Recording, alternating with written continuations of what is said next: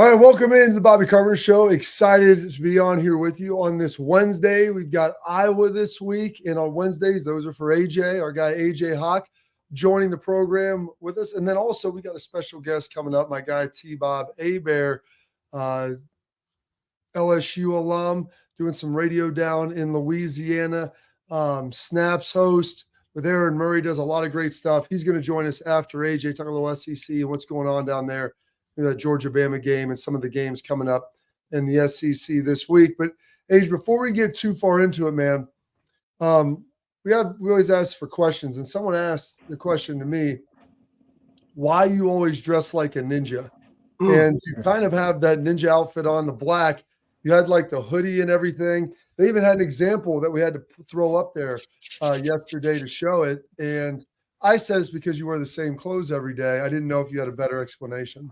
No, I think you pretty much hit it right there on the head. I have 3 or 4 shirts that I wear basically, and they tend to be black because it's true. If I put on any other color, I'm sweating through that in 2 seconds. So the black always is the most comfortable, and I spill stuff on myself as well, like my little kids.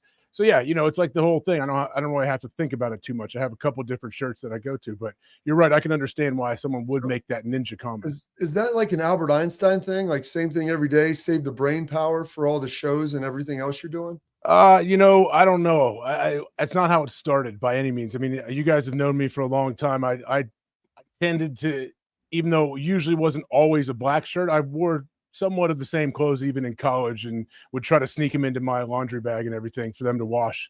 And it's just kind of, I guess that just continues. All right. So let's add, this is a two-parter. The black hoodie one, does it have the face mask built into the hood so that if you did want to be a ninja, you could be a ninja?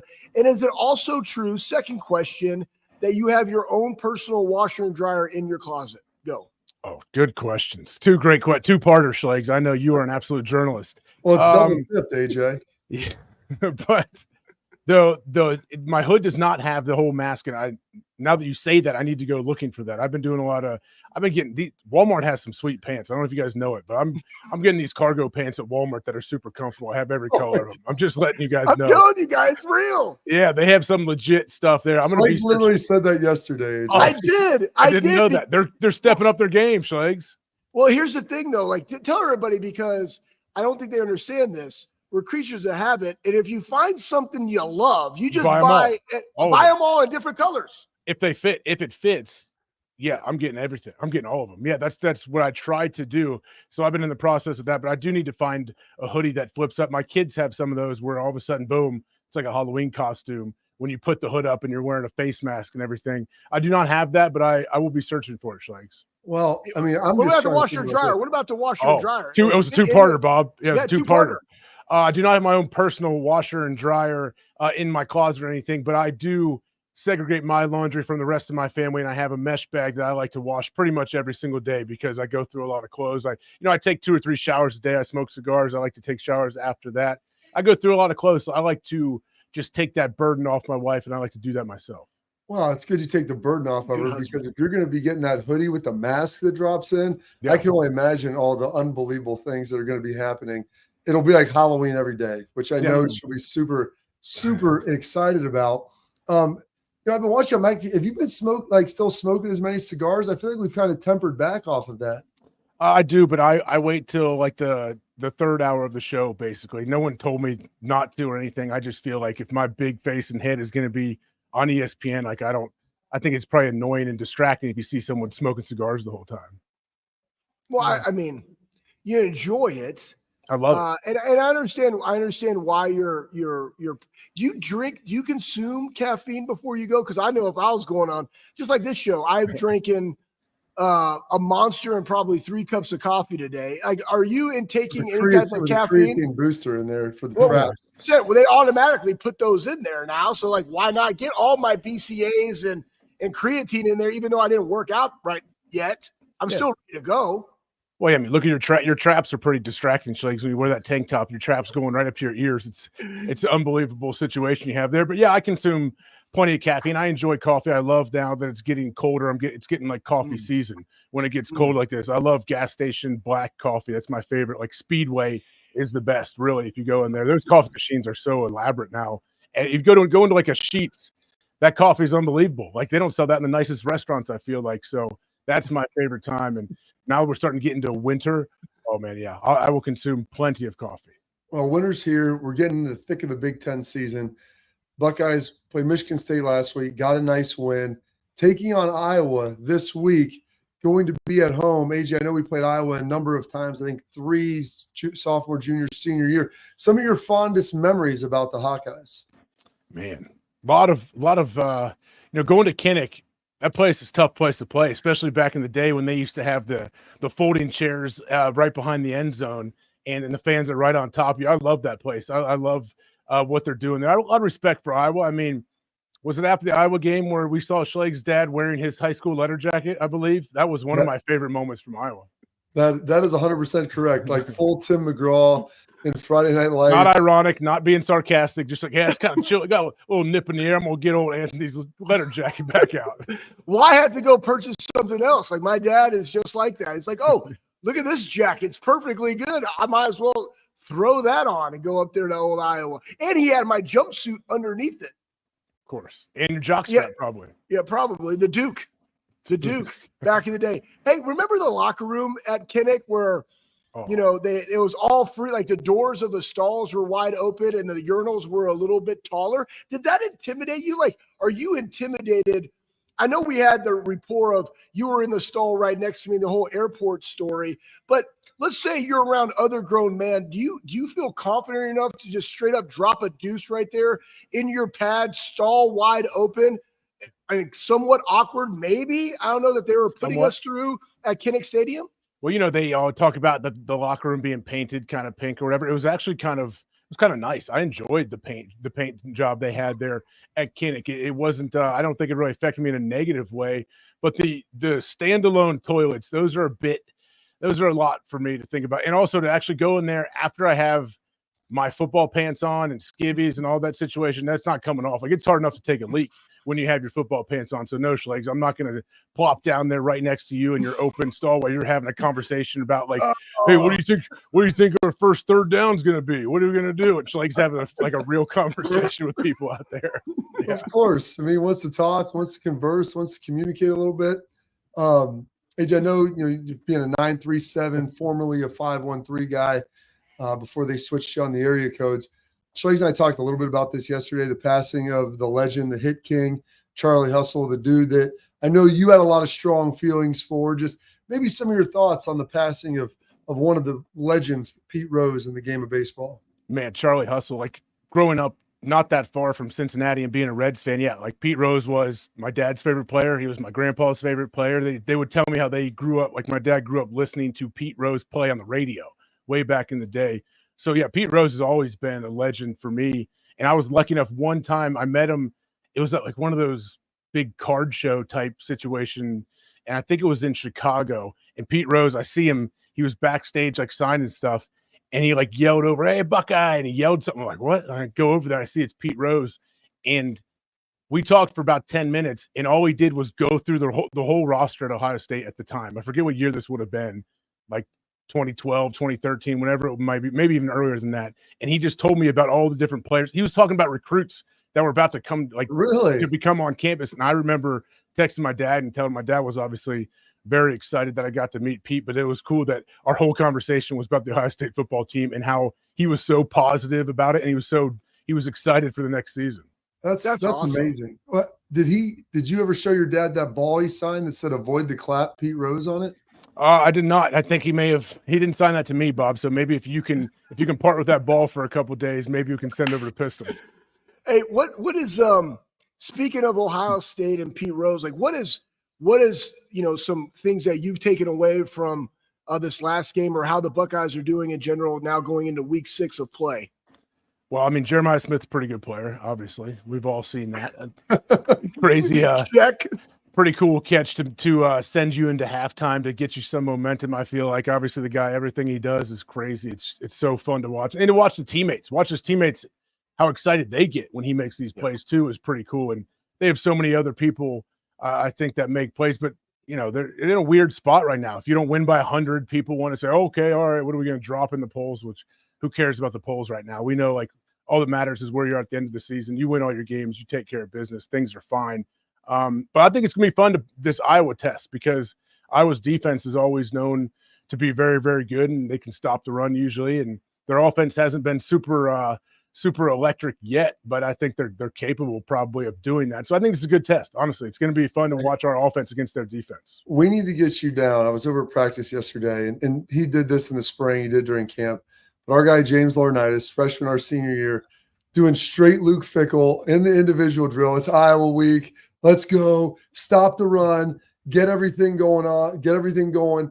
And he like spins the hat around. James has the chest pad on, 2 forward protectors, like blocking, shed and strike, rip, chop over, tackle the bag, drive him, wide base, going at it. It was amazing. And he came over, at least he laughs about it. He goes, I'm like Fick now. He goes, I've evolved. Like, this is where I'm at. I try to be something different, but I can't. So it was amazing. It was fun to watch. So Tuesday's like their big run day. So we'll have to get you down. You guys will come down like Penn State or Nebraska, like some big game where everybody's Oregon, super hyped up and ready to go. Want to throw this in here. My man, Pat, who's producer, like this is the 13-year anniversary for my like lone interception in the NFL, but it corresponded with my lone touchdown. So, I mean, it was against Dallas. Yeah. So Pat wanted me to throw this up here, and maybe you guys, I mean, you can talk about so sweet. Bob, I remember this, Bob. We were playing like an afternoon game, and I still remember like in Green Bay's locker room, there's where my locker was like 2 down from Aaron Rodgers, and you can walk into the equipment room where you go get socks and different things you need, and there's TVs in there. And I remember Aaron comes walking around the corner, goes, "Hey, Bobby just scored." I was like, "What?" He goes, "Yeah, he picked off Romo and returned it for a touchdown." And I got in there and got to go. I sat there and watched the replay with Aaron and watching that, because like it was cool to see. Obviously, you score on that, but also it was against your old team, against your bud Tony. So yeah, it was great. It was a good day, I feel like. Yeah, how'd that feel picking him off? Was it just like, did he do that for you? Wow, that's RJ. Yeah. Look at that, man. How time has flown, man. It's absolutely crazy. It was a long time. How'd that feel for you? How'd that feel for you? Well, what made it awkward a little bit, and age like Tony and I are close, like you and Aaron, like we are. And Courtney was staying with him and Candace that night. She was in the suite with him and Witten's wife and everything. And what made it okay, it's like it was 24-10. Like they were beating the hell out of us. So it wasn't a big deal. And then on the subsequent next series, he threw another pick 6 to Chris Houston. So now all of a sudden it went from like 24-3 to 24-17. It was a game, and we ultimately came back and won. So it was a little bit awkward. She said that night, and everyone's like, well, if he was going to throw one, at least it was to Bobby, like, kind of laughing about it, like joking. And then that night it was a little awkward when she's like, I was staying at the house and everybody was upset because they lost. And that I think took us to 4-0, which is the first time Lions have been 4-0 in like 1,000 since Barry Sanders was there. So nice little day with that age. But we appreciate you stopping by, man. As always, too kind on a Wednesday. And we'll catch up here soon. All right, sir? All right. Thanks, guys. Appreciate it.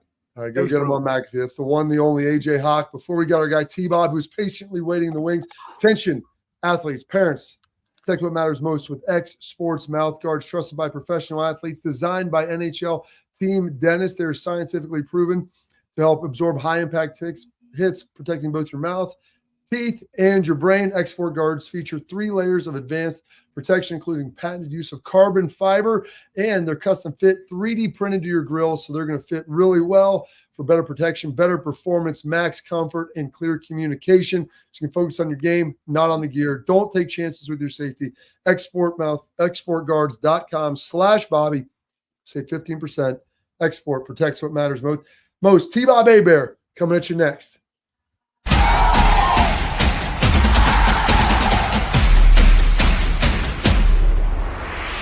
Well, how do they know I'm doing this? Did somebody leak this out? It's social media. Oh. It's just that's the way social media works now. I thought maybe you were just running that yap.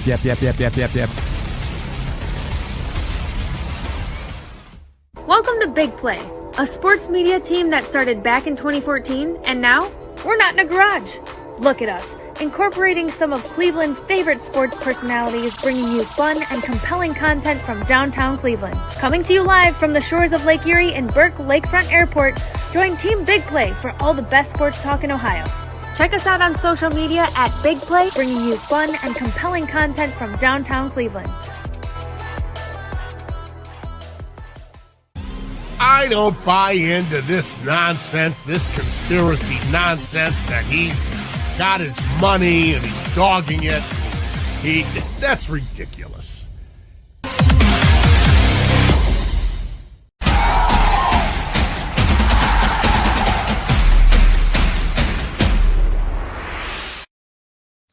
All right, now I'm super pumped to welcome in my guy, Mr. T. Bob Hebert, the LSU legend of all of Louisiana. Give him a follow on social media, T. Bob 53. You can see him on Snaps with Aaron Murray. They got all kinds of great stuff going on. Sorry we went a little long there, T. Bob. Oh, I don't care, dude. Start chatting with our guy AJ, and things get a little awry. It's like you and Jake when a couple buddies get together, hanging out. So. I mean, if you're on the Pat McAfee show, I'm pretty sure nowadays you're just allowed to do whatever the hell you want. Like, I am not going to say that your audience gives a damn about hearing from me with AJ there. But hell yeah, Bobby, Anthony, very happy to be here, dude. Big day for your boy today. The internet reminded me. I didn't realize this. It's October 2nd, which is the infamous date in LSU lore when we played Tennessee back in 2010 and they had too many men on the field and we had the untimed down and all of it. It was absolute insanity. I just spent like freaking an hour doing a TikTok on it. I hate getting older and trying to do all this, but yeah, man, I'm very, very pumped to be here, dude. What's up, guys? That's well, we're happy to have you on, man. Excited. Kind of your thoughts. I mean, last week, kind of wild, obviously the Bama, Georgia game, wild to see. I mean, haven't had you on yet. We've had your guy Jake on. Just kind of your thoughts as this college football season thus far. It's been incredible. The older I get, the more I realize, if you want to do some depressing math, look at the average life expectancy for a male of our size. It's not great, right? It's probably like early 70s or something. Then go ahead and multiply that by 12 games, right? And that's how many weekends you have left to enjoy college football. I mean, maybe some more, give or take, if you have it in the playoffs and whatnot.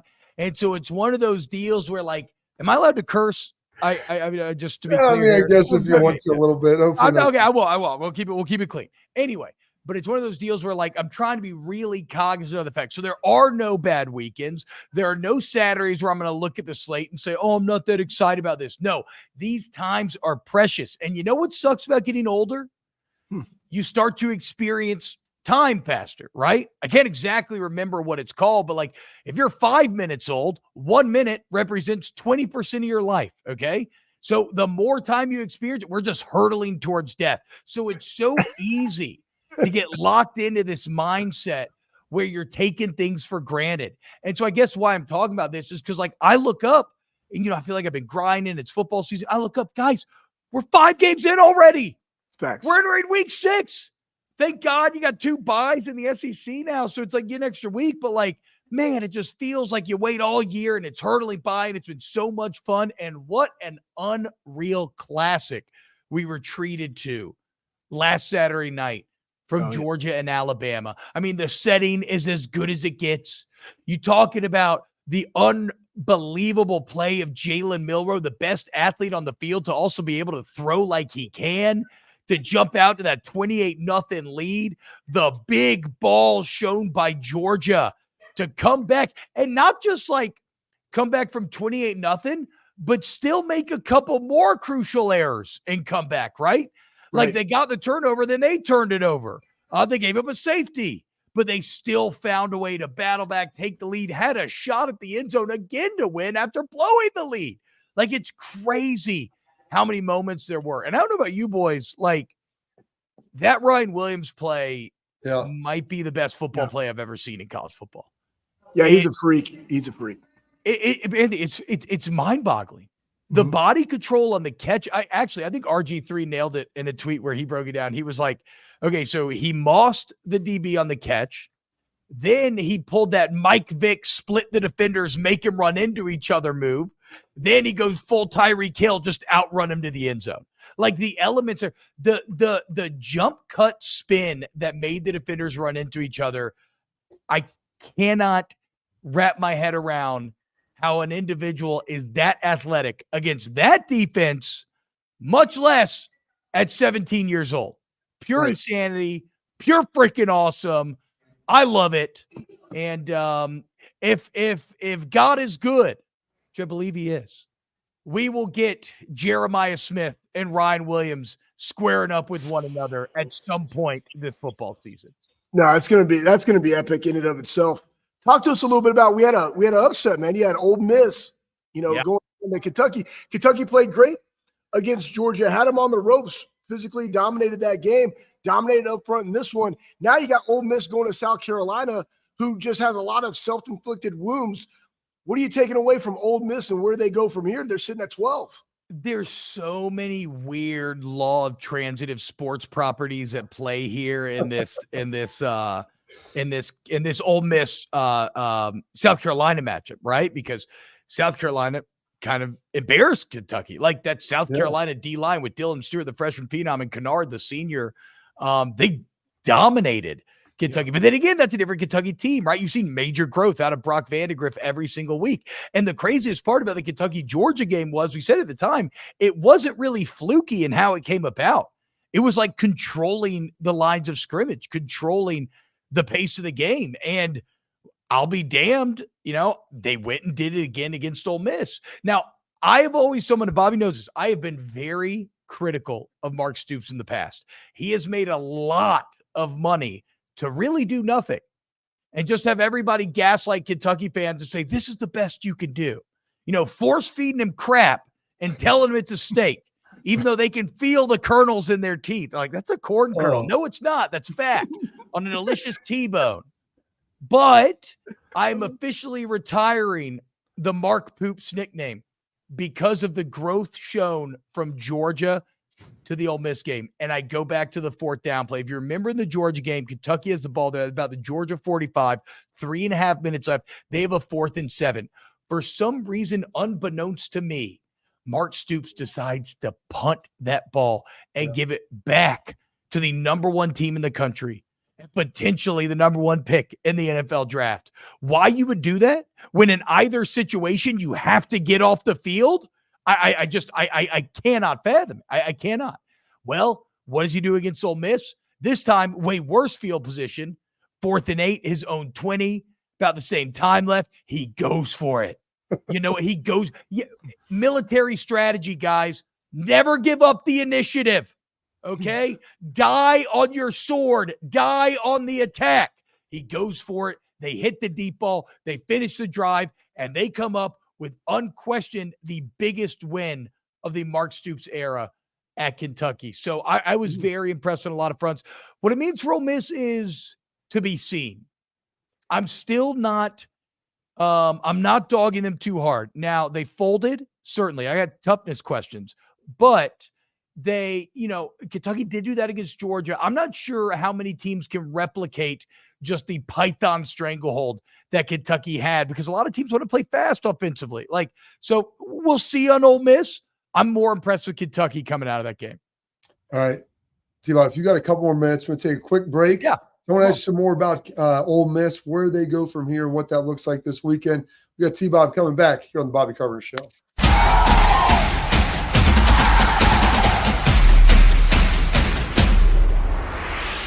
We were called soft last year. You don't want to be soft, especially when you come to the playoffs. So that's going to be a process throughout this season of establishing us as a harder team here in the. I'm Garage Beer, and this is Bobby Carpenter. Garage Beer. Beer flavored beer. Beef with an F? Okay, my bad. It's crisp and cool, and it doesn't taste like.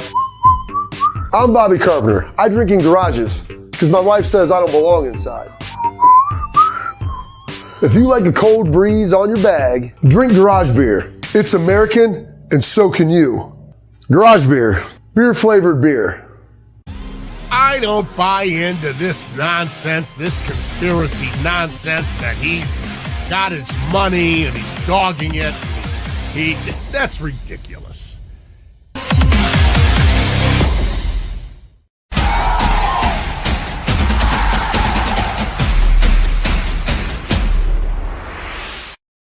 All right, back here more with my guy T-Bob Hebert, spending some time with us straight from the Shire. We're going to get to that in a minute. You like that? It took me about 2 minutes to notice what was going on here, but I finally figured it out. We're talking a little bit Ole Miss, Kentucky, and what Kentucky's done. They've kind of, I wouldn't say exposed, but they've showed a pathway to potentially beat Georgia, and they ultimately did against Ole Miss. If you're Ole Miss, did we expect one of these from Lane? Like, I thought they might lose to, a Bama or Georgia, whoever they have on their schedule, and then maybe lose one that they shouldn't. I mean, should we be overly concerned about this, or is this just kind of par for the course? No, again, I don't want to go too far with it, because their offense is still going to be incredible for the majority of the year. Again, Kentucky does have, it was a really great game plan. Okay. First off, they have an excellent D-line anchored by Deion Walker. Y'all can appreciate this, guys. He's 6'5", 340. He's got his untucked white tee and no gloves on. No gloves, playing in the trenches. Like, that dude's throwed off, right? So they're really good on the D-line, so the defense was able to kind of contain things. But offensively, this is where I think Kentucky's so different, is because they were so uber committed to their plan. They ran that play clock down to one every single snap of the game. How offenses are built for the most part nowadays, I don't think a lot of teams can do that. They have their rhythm, their tempo, they're used to. I don't think they can just that week be like, okay, we're going to play this super slow pro style and it's going to work. Kentucky did a very good job of sprinkling in quarterback runs, of staying on schedule, creating third and manageables. So they definitely showed the pathway. How many could execute it? I don't know. So Ole Miss, Ole Miss is still better than the vast majority of teams, but absolutely that was not the question for them this year. The question was, are they championship good?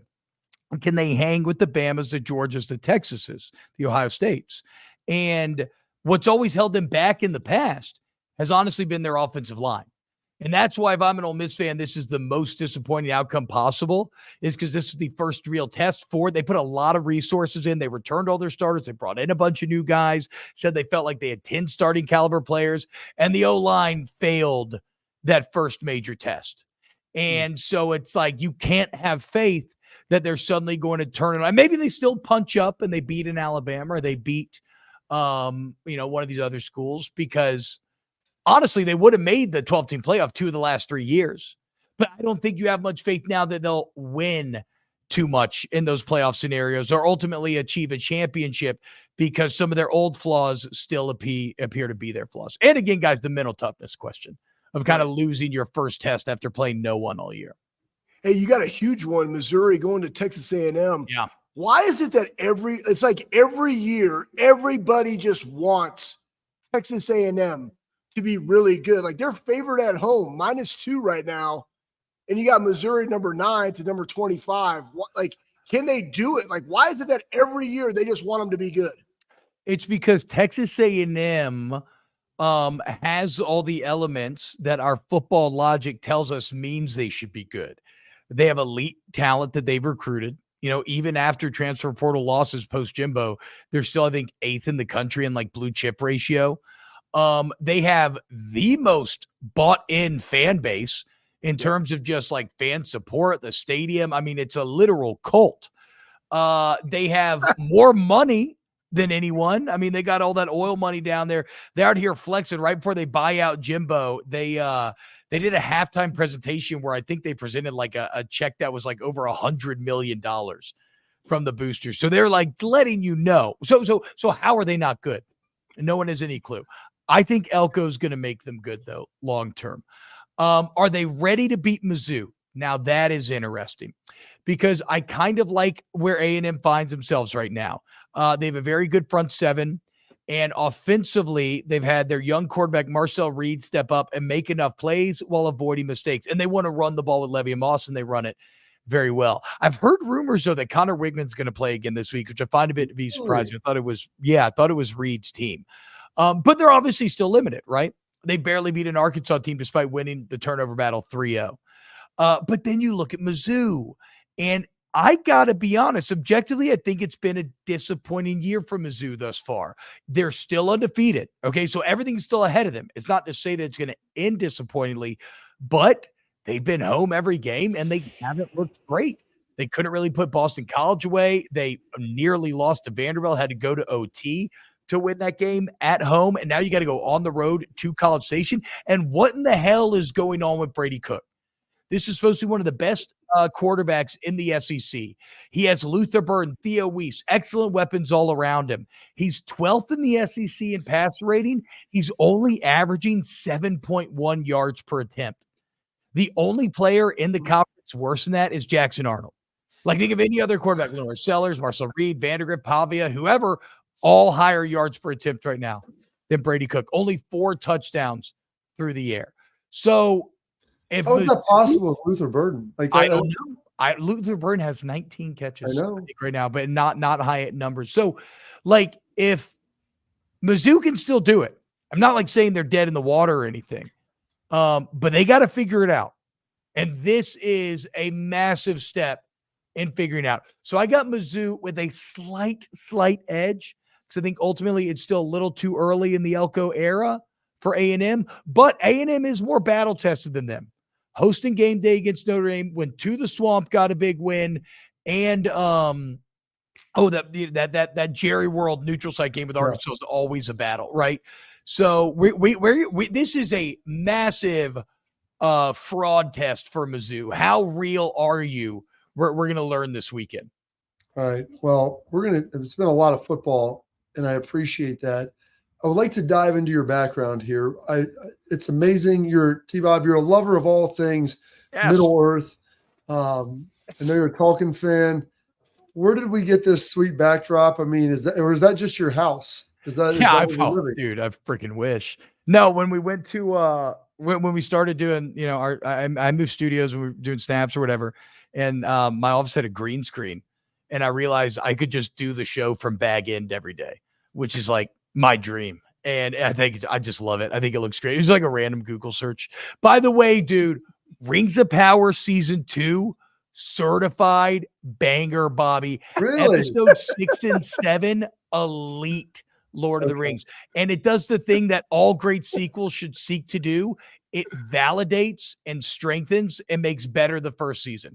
Like, I know they laid some slow track season 1 and even kind of the beginning of this season, but I'll be damned if it has not paid off in a big way. I cannot wait for the season finale tomorrow. Okay, so I had tried starting it last weekend after that Bama Georgia game. The problem is I was half in the bag. It was 12:30. Yeah. I barely made it through the recap of season 1 before I fell asleep. Yeah. And that was not a content issue. That was more of a me issue, because I then woke up at 5:30 on my couch. My son loves it. He's watched the first couple of them. I'm excited to dive into this. I don't know. Just wait. Tonight I'm going to have to do it because it's like Wednesday's the only non-Tuesday football nights. So I'll try to hammer on a couple of these. I'm excited to talk to you about it. I know my oldest son is super pumped about it as well. So we'll have to have you back on, break that down a little bit too. And dive on it. No. Well, hey, listen, sir, I appreciate it. Give him a follow. Snaps. He's down. Basically, we're in, you and Hester, you're out of Baton Rouge, but you're on in New Orleans. We do. No, yeah, we do. I kind of call it Louisiana's sports morning show because we're throughout the state. So it's kind of Louisiana morning show. And then please subscribe to Snaps YouTube. We just hit 25K on YouTube. Just Google Snaps TFB, you'll find it. So the road goes ever on, as Professor Talkin would have said. Anthony, Bobby, y'all are the best. Thank you for having me. Thank you, Pat. Snaps with him and Aaron Murray. Give him a subscribe there. Give him a follow like that. So T-Bob Hebert, thank you so much, man. Have a great day. One of the best, highly entertaining Schlegel. One of the smartest dudes. I know you could just like literally crack the mic and like throw a question to him, and holy smokes, he will be able to talk on that thing forever. What's amazing, Schlegel, I found this out. So his dad, Bobby Hebert, have you ever heard? I don't know if you ever heard Bob Hebert talk. Like he's heavily Cajun, as you can imagine. Yep. And it's a different version of English than most people are familiar with. Now, a lot of people then have also heard Coach Ed Orgeron talk, and you're like, that's a different version of English than anything I've ever heard of either. And Jacob Hester, who's a host with T-Bob, told me that they went to high school together, went to the same high school. I said, okay, that like connected the world circle for me, because they're down Schlegs in like the southeast part of Louisiana, like south of New Orleans, east down there in the real swamp. I mean, it's straight up swamp people, water boy, all of those things combo together. Some of the finest parts of America and some fine Americans. All right, coming next, we got our headlines. There's some big headlines to hammer out here on the Bobby Carpenter Show.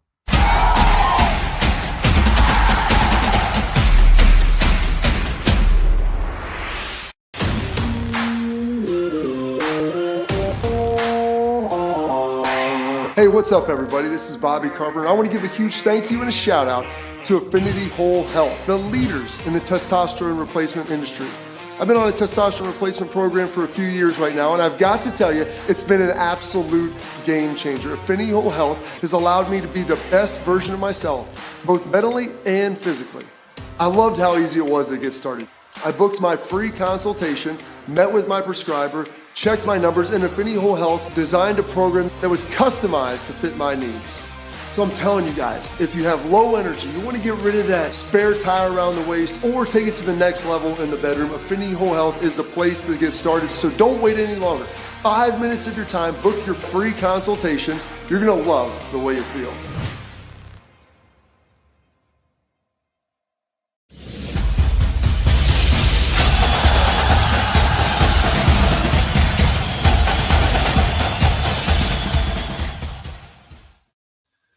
All right, welcome back here to the Bobby Carpenter Show. Thanks to our guests today. Action-packed start of the program with AJHawk, our guy, T-Bob Hebert, coming at you. Now we've got one of our favorites. We got our headlines that are brought to you by our friends over at Affinity Whole Health. They offer personalized treatment programs to help you feel better, whether you're suffering or struggling with weight loss, low energy, muscle loss, poor sleep. Do not worry. Affinity, they can help you with all of it. Affinity Health provides expert guidance and support to help you safely reach your health goals. And they've got Ohio covered with locations in Cleveland and in Columbus. They're out in Indy. They're in Chicago. They're all over the Midwest. Go check them out at affinityWholeHealth.com. Set up your free consultation. Get started today. Do not wait. affinityWholeHealth.com. All right, Schlegs. Cheerleaders are part of the game, part of football. Run around. You enjoy seeing them as you move your camera around over there and do a bunch of different stuff. The Auburn, Oklahoma game was pretty entertaining, and Oklahoma, running off the field before halftime, the cheerleaders get engaged, they get involved. We can throw this up here, Pat. I mean, this is one of the things that you very rarely will see. You've got an Auburn cheerleader here doing all these different backflips, so we can get this thing rolling a little bit. They're rolling backflips. You see Oklahoma running on the field, running off the field. I'm not sure which. And all of a sudden, whammy, freaking smokes the player, takes him out. I'm surprised that the cheerleader didn't get hurt. I'm a little surprised even the player. I know they got a helmet and pads on, but when you're not ready for that, Schlegs, that'll knock you to your back and surprise the heck out of you. Yeah, well, first off, why are they running like in an arc when they just got to go right to the sideline? That's just bad timing. And honestly, this is not the cheerleader's fault. Like, he's just out there doing flips and stuff, which is hard to do. I'm sure. How the hell is he going to have awareness when he's doing backflips and stuff, man? Like, he probably knows there's nobody on the field when I go do this. So why should I even have awareness? I need to have awareness that I can do these back tucks and doomajinks like that, Like, somebody give them the memo, like, just go right to the sideline, boys. I don't know. I don't blame the cheerleader. I blame whoever is leading Oklahoma onto the field that they did it the wrong way. Okay. The cheerleaders by themselves, you got the whole I'm going like this. I know, but Schlegs, you got to have some awareness on when you're going to start and what you're going to do. Like, we got to be better than that. This has to do with the people that do put this stuff on. It's like, hey, we have our band. People are doing flips. Just go right to the sideline. That's the deal. You can see the team. They're making an arc out there. Like, why are they making an arc with their sideline? That's what they're doing. No, they're bending it like Bender right now. They're going into the middle of the field to the Auburn signal and then over to their sideline when all they need to do is go right to the sideline. This has nothing to do with that cheerleader. That guy just did a double twist jackknife. You know, and then he's doing a back handspring into a guy's face. That's not on the cheerleader. That's on whoever is leading them out to the field to go right to the sideline. That's on them. They needed you out there to take that player down to make sure he was aware and protect him. All right. Some big news, too, for this Buckeye offense. TreVeyon Henderson, been at Ohio State now, 4th season, been really stinking good.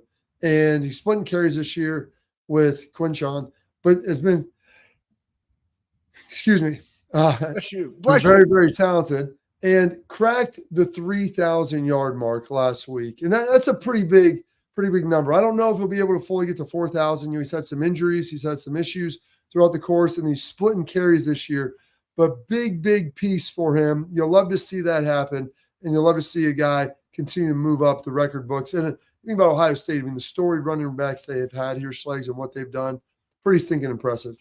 Yeah, and the most impressive thing that we've seen throughout this season is not necessarily all the awesome things that he does on the field or with the rock. It's the things that he's done on the field without the rock, but more importantly, within the room and for the team of saying, hey, let's bring in Quinchon Judkins. Yeah, it's okay if we split time. We're just going to make each other better and understanding what that means and how it impacts the team.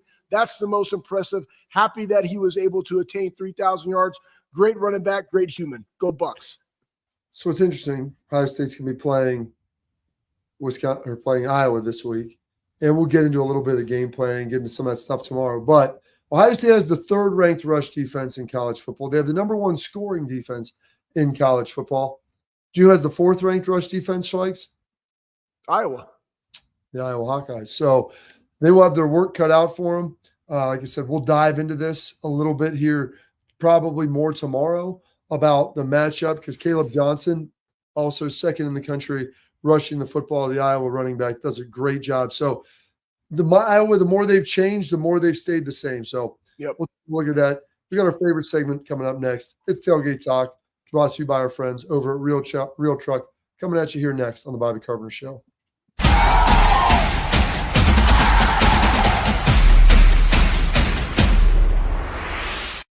We were called soft last year. You don't want to be soft, especially when you come to the playoffs. So that's going to be a process throughout this season of establishing us as a harder team here in the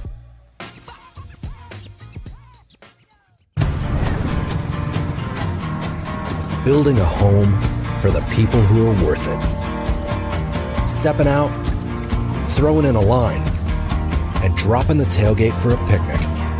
And finding far-off campsites with the people you're closest to. Upgrade your truck, Jeep, or Bronco with over 1 million parts and accessories and bring your truck to life. Real Truck. I don't buy into this nonsense, this conspiracy nonsense that he's got his money and he's dogging it. That's ridiculous.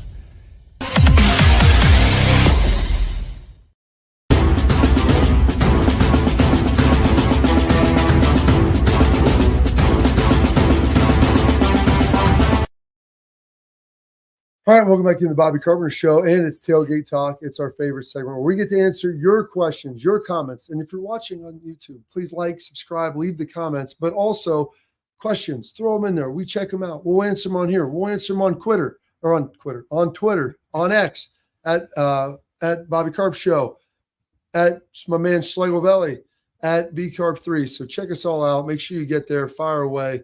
But this is brought to you by Real Truck, the number 1 truck accessory brand in the United States with top selling upgrades for the ultimate tailgate party. Gear up for the season. Bring your truck to life at realtruck.com. But we're going to have someone on from Real Truck here, Schlegel, hopefully this week, if not next. Talk about some of the awesome stuff that you can do. It's almost deer season. Get outside. Go do some fun stuff. But we've got a couple of, little chum in the water. And we got some questions about the running game, the rushing game. Iowa's a big test. We'll get into more of those tomorrow. The number 1 question I was seeing today as I was looking around this and people were throwing out is, do the Buckeyes cover? Like, let's throw some of this stuff up here, Pat. The 21-point favorites, like that seems a bit much.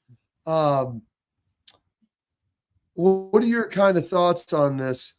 Because they've opened up from 19, 23 to 19. Now it's 19-ish, depending on where it is. But do you see Ohio State as a 2-3 touchdown plus favorite? Crap, Bob. I wish I had the stat for this right off the top of my head, but I believe it was a couple years ago where they came in and they had one of the best defenses in the country, and we hung a crap ton on them. So it goes like this. They also had a lot of turnovers, and we know what offense does offensively.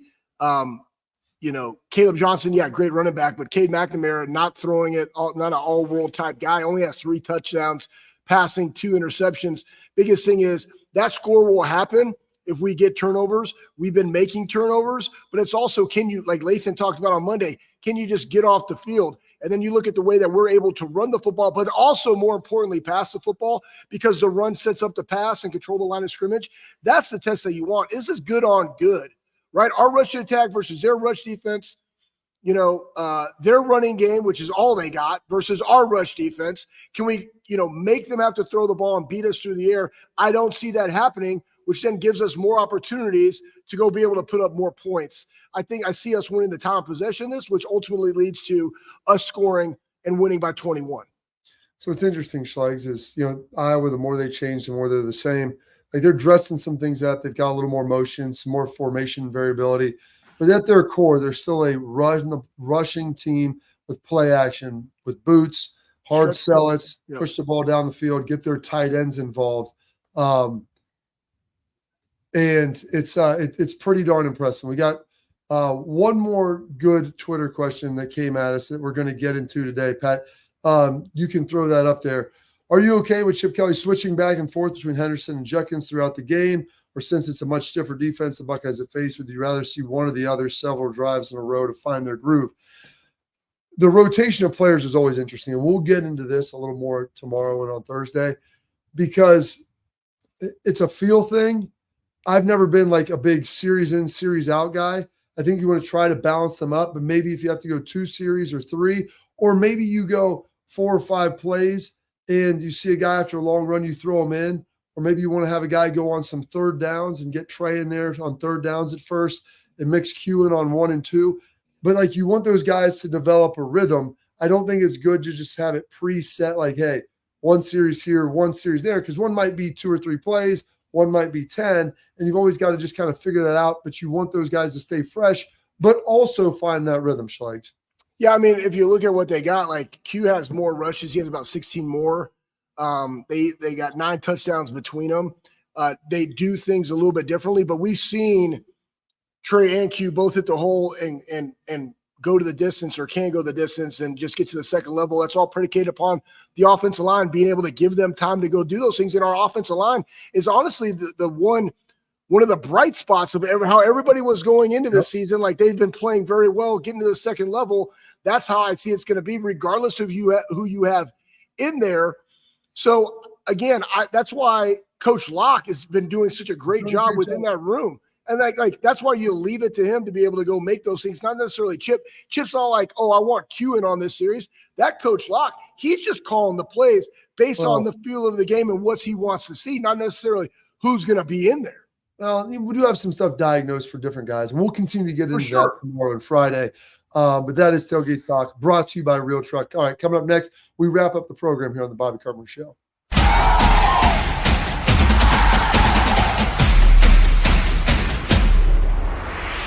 We were called soft last year. You don't want to be soft, especially when you come to the playoffs. So that's going to be a process throughout this season of establishing us as a harder team here in the. I'm Garage Beer, and this is Bobby Carpenter. Garage Beer. Beer flavored beer. Beef with an F? Okay, my bad. It's crisp and cool, and it doesn't taste like. I'm Bobby Carpenter. I drink in garages because my wife says I don't belong inside. If you like a cold breeze on your bag, drink Garage Beer. It's American, and so can you. Garage Beer. Beer flavored beer. I don't buy into this nonsense, this conspiracy nonsense that he's got his money and he's dogging it. That's ridiculous.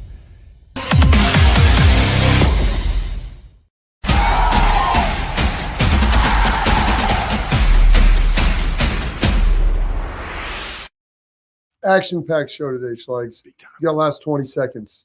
Give us your Last thought. 20 seconds. Hey, T-Bob likes The Hobbit I can see him. He's a bigger version of a Hobbit with his hair, Lord of the Rings. But undisputably, we understand that AJ does not have his own personal washer and dryer. He 100% uses his college laundry bag when he washes. And we have also verified that he shops at Walmart and buys multiple things of the same product in different colors. AJHawk.